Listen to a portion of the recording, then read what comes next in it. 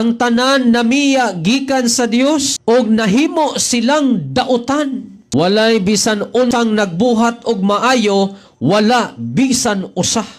Kana di atong pagamanggihatagon, kana di atong pagamaayong tao. Dili ba di na maayo? Nganong niingon man ang Biblia, walay bisan usang nagbuhat og maayo, wala bisan usa.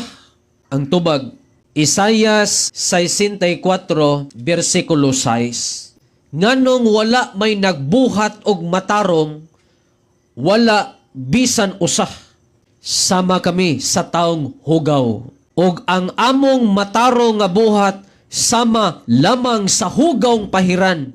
Nangalaya kami daw dahon, og ang among pagkadautan daw hangin nga mipadpad kanamo.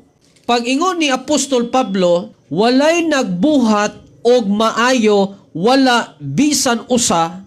Ang tubag di ay kay ang pagkamatarong nga buhat sa tao sama lamang sa hugawng trapo sa atubangan sa Dios. Sa ato pa, atubangan sa tao, buotan ka. Atubangan sa tao, maayo kang tao. Atubangan sa mga tao, tarong ka. Nakakita sila sa imong maayong pamatasan. Nakakita sila sa imong binuhatan nga maayo. Pero atubangan sa Dios, hugaw ka. Makasasala ka, ulipon ka sa sala. Manang walay taong matarong atubangan sa Dios kung walay relasyon ngadto ni Kristo.